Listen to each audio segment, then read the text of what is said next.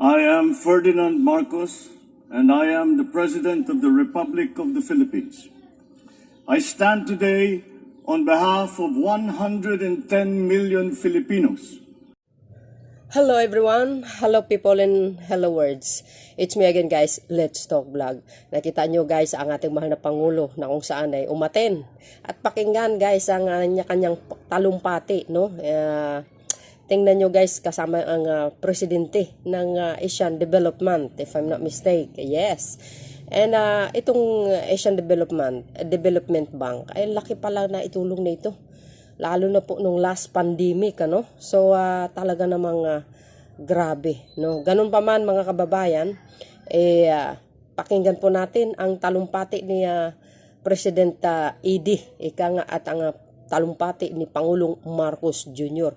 Halos yata ng gabinete niya, nandyan, mga kababayan, umaten. Nakita natin si Secretary Jokno ng Department of Finance. Ang dami niyan mga bes, halos lahat ng gabinete niya nandyan. But anyway, at syempre para malaman nyo kung ano talaga ang talagang pinupunto ni itong speech ng ating mahal na Pangulo guys. Ha? But before that, don't forget to likes and hit the button bell para lagi kayong update sa aking mga upload videos and live. Ayan sila guys, oh. Mga gabinete ng ating mahal na Pangulo, dami, no? So anyway guys, see you again on my next live and videos. Bye. Pakinggan po natin ang mga mensahe or talumpati ng itong mga malalaking tao, no?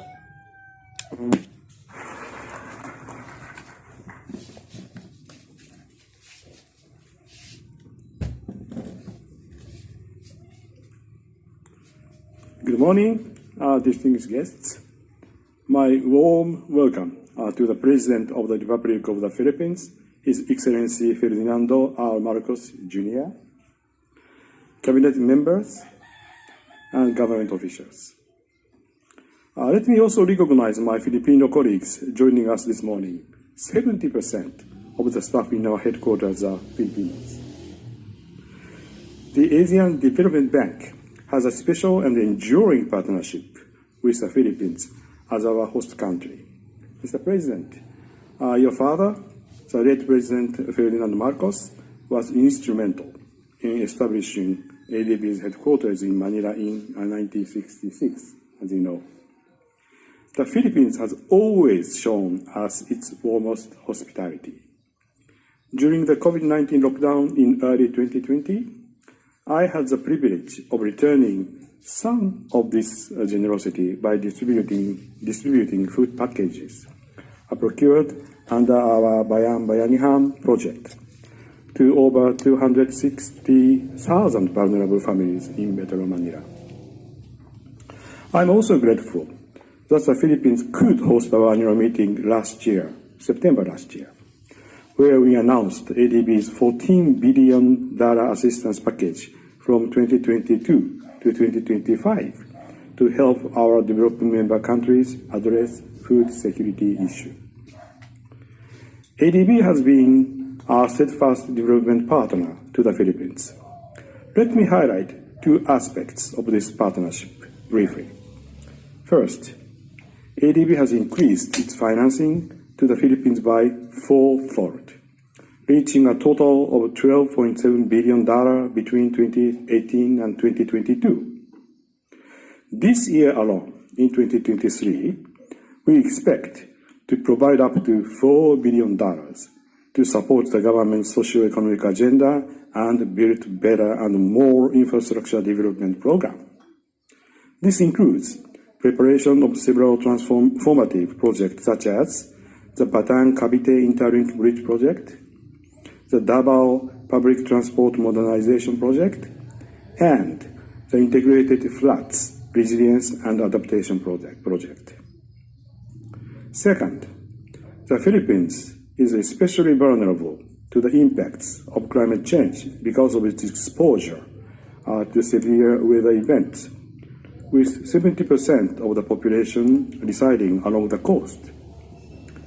ADB is fully committed to helping the Philippines address climate change, and it will be a core priority of our assistance going forward. So let me close by commending your leadership, Mr. President, and the administration's development priorities. We will stand by you as the country strives to eliminate poverty and achieve upper middle income status. Thank you very much for your attention. Thank you. Thank you, Mr. Asakawa. At this juncture, may we invite Secretary Benjamin Jokno of the Department of Finance to introduce our guest of honor.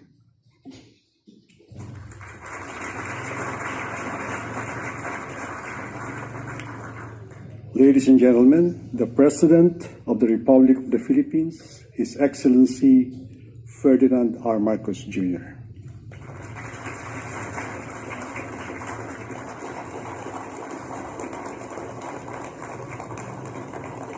Thank you, Finance Secretary Ben Jokno, and all cabinet members who are here present. President Asakawa, you know, this is the most that we have. We don't have cabinet meetings with the entire cabinet, but we could have it today because the entire cabinet has shown up, which just goes to show the importance and the priority that we put to the partnership between ADB and the government. And of course, President Asakawa and the officials of the Asian Development Bank, my fellow workers in government, and our all-important partners in the private sector. And distinguished guests, ladies and gentlemen, good morning to you all.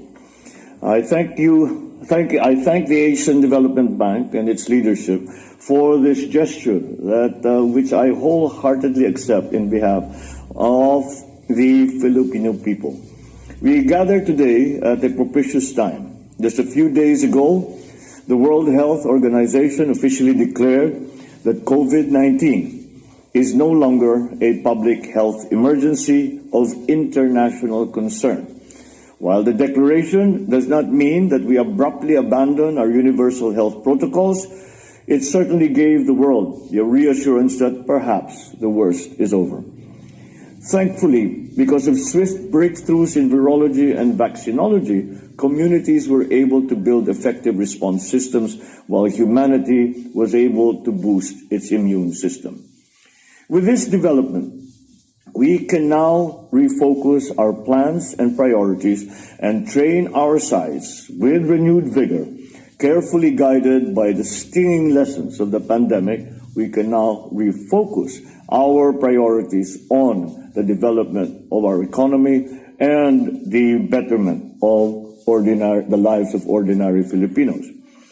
When I met with the Board of Governors of ADB last September, just 3 months since my assumption of office, I highlighted the need for our country to safely navigate through the waters of the post-pandemic world, and in that way firmly anchor our economy, not just on the new normal, but on the better normal. The pandemic did not blur our national vision that was already very clear to us even before it supervened. Our goal remains to be the same as in pre-pandemic circumstances. Our goal is still to evolve our economy into one that is defined by sustainability, climate resilience, responsiveness, and, of course, inclusivity. I also spoke about my administration's 8-point socio-economic agenda, which laid the blueprint for the Philippine Development Plan for 2023 to 2028. Built on a transformative agenda to lift off from the economic setbacks of the pandemic, the plan aims to achieve economic prosperity, inclusivity, and resilience through the two-pronged approach, developing and protecting the capabilities of individuals and of families, and transforming production sectors to generate more quality jobs and competitive products. To facilitate the whole transformation process, these must be firmly implanted on the foundation of an enabling government environment that encompasses key aspects and sectors such as peace and justice, infrastructure, inclusive finance, good governance, and climate and disaster resilience. We say all hands on deck in order to make the plan work. Whole of government and whole of society approaches, public-private partnerships, international collaborations shall be adopted as necessary. We will engage our tried and tested and dependable partners and allies to help us out in this can only be described as a monumental exercise. Magnificently perched on its permanent site here on our home soil, the ADB has always been a steadfast ally for nearly 6 decades now, ever reliable and unparalleled in its developmental assistance programs that have spanned across many, many political cycles. In my 9-month tenure thus far, there are already 3 strategic programs that have been signed with ADB, and there are many more in the pipeline. All these calculated to strongly backstop our pursuit of high-priority developmental goals. Moreover, as we were informed, we await the release of the country partnership strategy for 2024 to 2029, which shall clearly spell out the ADB's recommended medium-term development agenda for the Philippines.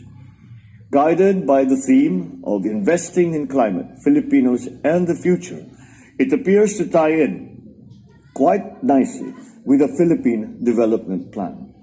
We note the theme's strong emphasis on climate and its intimate relation to the people and to our future. According to the 2022 World Bank report, climate change will continue to pose a threat to the Philippines. There is now a high likelihood of the El Nino phenomenon, which we are preparing for as we speak. That is on top of the dreaded big one. Our country recently topped the World Risk Index 2022, which means that we have been found to have the highest disaster risk among the 193 countries in the planet. A highly undesirable distinction that we somehow have come into. In spite of these, certain things have remained constant, such as the geographical fact that the Philippines still lies along the typhoon belt and the ring of fire in the Pacific. But set against the backdrop of all these worrisome realities and statistics, the whole point is that the climate change agenda is compelling, not only for our Philippines, but for that matter, the rest of the world. Our options are limited. We must mitigate, we must adapt, and if we do not do that, we must suffer. As the climate expert has warned us so many years ago, but somehow the world did not listen. If we do not act, climate change can, will, and already is unleashing nature's fury upon our communities and our people. Cognizant of all these, we have strategically integrated the climate agenda into the plan. As we ramp up annual public infrastructure spending to 6% of GDP, consistent with the Build Better More program, we will incorporate the elements of sustainability, climate resilience, and disaster proofing in all phases of societal and infrastructural planning, design, construction, up to operation and maintenance. It will be implemented in our water supply, in our sanitation, energy, and transportation systems, including agri and food production, and many other essential areas. Climate change will be the lodestar for our integral national policies and investment decisions. In keeping with our solid partnership that we have had for decades, we will look to the ADB for crucial developmental intervention in these critical areas. As the climate bank of the Asia and the Pacific, the ADB has proven its reliability in extending strategic financing and technical assistance for climate-responsive projects. The Philippines stands to greatly benefit from this mutually beneficial relationship with the ADB. We are aware of the responsibilities that this relationship carries with it. But we will re-echo my father's words during the ADB inauguration some 57 years ago.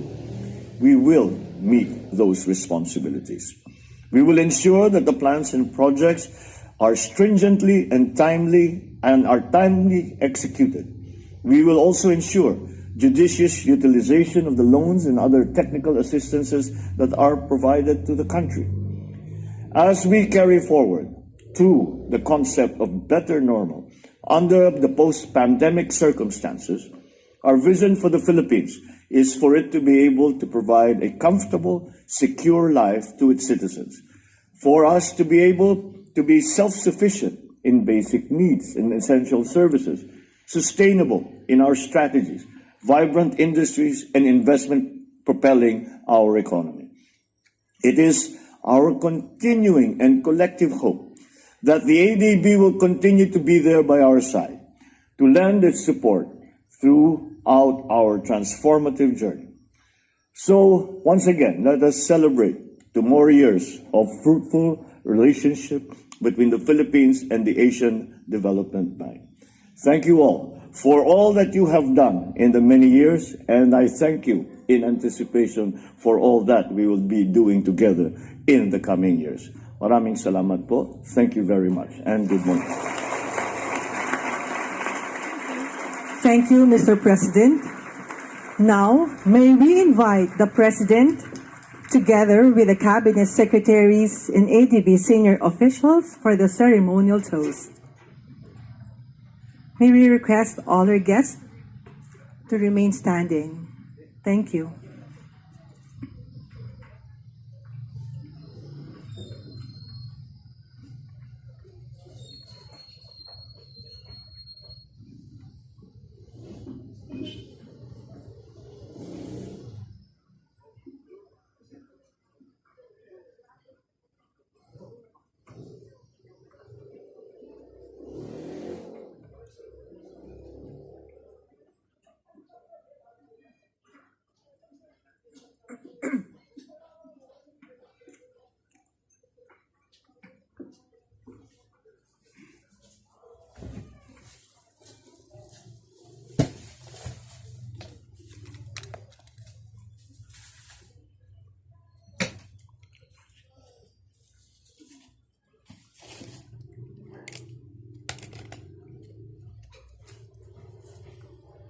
May we propose a toast as a symbol of gratitude and in celebration